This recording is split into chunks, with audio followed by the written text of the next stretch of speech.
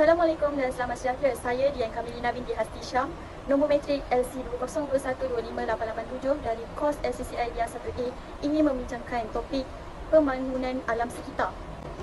Baiklah, saya akan menerangkan dengan lebih teliti berkenaan dengan konsep pembangunan alam sekitar. Malaysia merupakan sebuah negara kebang pesat dalam menuju ke arah kemajuan dalam berbagai bidang. Namun, dalam kepesatan pertumbuhan itu, kesan kegiatan juga membawa kesesakan terhadap alam sekitar. Selain itu, kegiatan pembangunan juga dan penerokan hutan manakala pembuangan toksik menjadi punca kepada berlakunya pencemaran air. Bagi pemeliharaan bermaksud usaha memelihara dan memelihara sumber alam semula jadi dengan bijak dan sistematik supaya dapat dirasai oleh generasi yang akan datang. Seterusnya, bagi definisi pemeliharaan. Pemeliharaan ialah usaha mengekalkan sumber alam semula jadi daripada musnah. Ia boleh dikatakan kita lebih menjaga dan lebih mempraktikkan langkah-langkah supaya bumi kita tidak akan musnah dengan. Seterusnya akan meneruskan dengan tajuk pencemaran bumi. Pencemaran bumi ialah bunyi bising yang keterlaluan sehingga mengganggu telinga seseorang itu dan boleh mengakibatkan berlakunya banyak kesan yang teruk bagi seseorang individu. Baiklah, saya akan menerangkan punca-punca pencemaran bumi pula. Penimbulan pencemaran bumi ini adalah disebabkan oleh tapak pembinaan yang melakukan proses-proses kerja pembinaan di kawasan tersebut. Mereka juga yang menghasilkan perkilangan juga membuatkan bunyi bising itu terjadi. Namun begitu, bunyi ini datang dari mana? Bunyi ini biasa datangnya daripada mesin-mesin dan alatan-alatan yang digunakan. Hal ini kerana alatan-mesin yang digunakan itu adalah alatan yang berkuasa tinggi yang mengeluarkan bunyi bising yang keterlaluan sehingga mengganggu ketenteraman awam. Baiklah, di samping itu, punca-punca pencemaran bunyi juga ialah akibat daripada peningkatan penggunaan kenderaan di jalan raya yang semakin bertambah dari hari ke hari.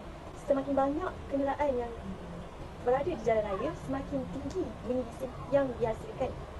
Baiklah, antara kesan yang mengakibatkan berlakunya pencemaran bunyi adalah seseorang itu akan mengalami kesukaran daripada segi pendengarannya kerana dia sudah mengalami masalah pendengaran yang sangat serius. Terdapat pelbagai strategi bagi mengurangkan pencemaran bunyi ini. Antaranya ialah setiap kenderaan perlu akur dengan peraturan kerajaan, iaitu menghadkan kelajuan suatu kenderaan itu daripada berlebihan had yang ditetapkan. Sebagai contoh, mereka tidak boleh sewenang-wenangnya menggunakan kelajuan yang sangat penuh atau kelajuan yang sangat tinggi dalam penggunaan jalan raya. Jadi, di sini kita dapat uraikan bahawa dengan faktor kawalan kenderaan juga membawa kesan kepada pencemaran bumi. Saya Nurhamiza binti Razali SC20212656 akan menguraikan tentang pencemaran udara. Definisi pencemaran udara adalah salah satu keadaan yang mengakibatkan udara tercemar dengan sisa toksik yang berleka di sekeliling kita. Contohnya, gas karbon dioksida dan sulfur dioksida. Seterusnya, punca pencemaran udara berlaku daripada pelepasan asap kenderaan bermotor industrian, malah pembakaran secara terbuka juga salah satu punca pencemaran udara. Hujan asid yang akan mengakis cat bangunan-bangunan serta membunuh tumbuh-tumbuhan dan juga hidupan air. Pemanasan global juga berlaku akibat daripada penyusutan lapisan ozon yang melindungi bumi daripada sinaran terus cahaya matahari, iaitu sinaran UV. Akhir sekali, berlaku pendedahan secara terus kepada cahaya matahari yang akan mengakibatkan kanser kulit. Cara mengatasi pencemaran udara ialah pihak perindustrian perlu meninggikan cerobong asap sehingga 30 meter dan meletakkan penapis asap. Assalamualaikum warahmatullahi wabarakatuh. Nama saya Nur Hidayat Asyikin binti Abdul Halim dari kelas LCCI 1A, nombor matrik LC20215715. Apa kaedah dalam merealisasikan pemeliharaan dan pemeliharaan alam sekitar?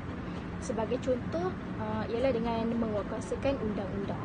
Misalnya, kerajaan telah menubuhkan beberapa undang-undang seperti Akta Perhutanan Negara dan Akta Perlindungan Hidupan Liar bagi memastikan alam sekitar sentiasa terjaga. Seterusnya, inisiatif yang dapat diambil ialah dengan mengawal aktiviti pembalakan haram dan mencegah perdagangan haiwan haram dan tumbuhan yang semakin hari semakin berleluasa. Kaedah yang seterusnya ialah dengan mewujudkan hutan simpan.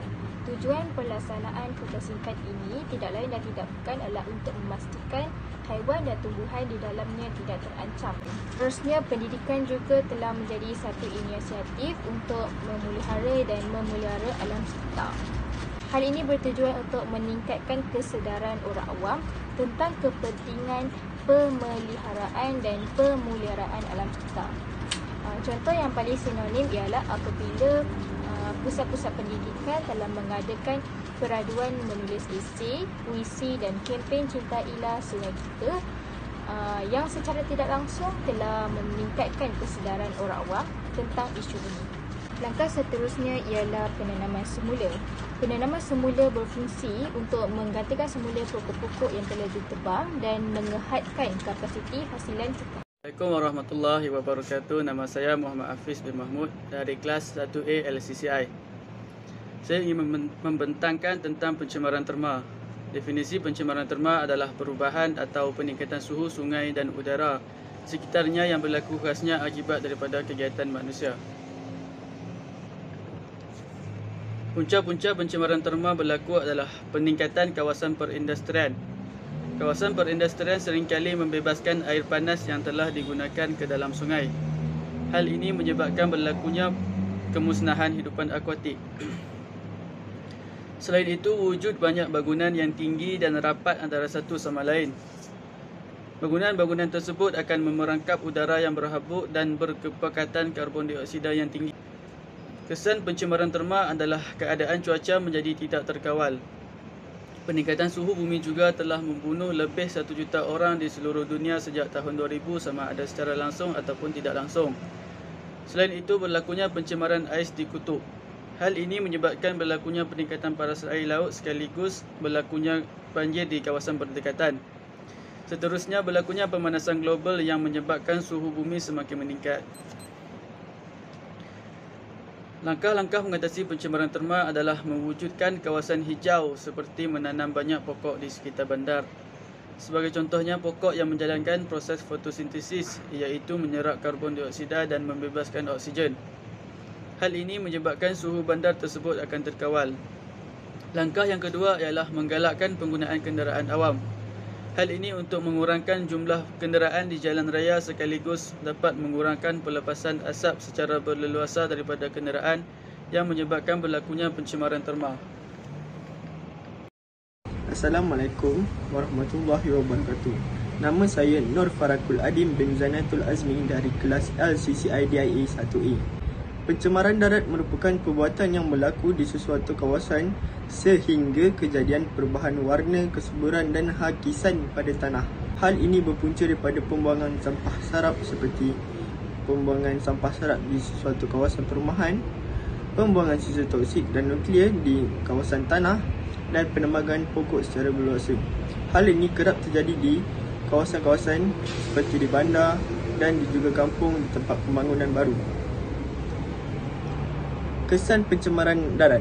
Pencemaran darat ini akan menyebabkan penyebaran kuman yang mengakibatkan haiwan seperti tikus, lipas dan lalat akan tertumpu di kawasan yang kotor.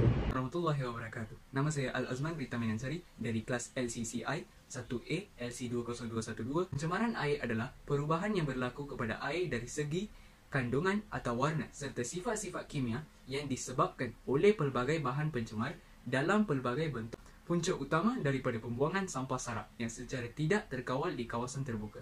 Sebagai contoh, apabila kilang pengeluar didirikan di lokasi yang berdekatan dengan kawasan perairan seperti sungai, tasik dan lautan, secara tidak langsung ia akan menyebabkan sisa-sisa sampah yang terkumpul akan dibebaskan ke kawasan perairan.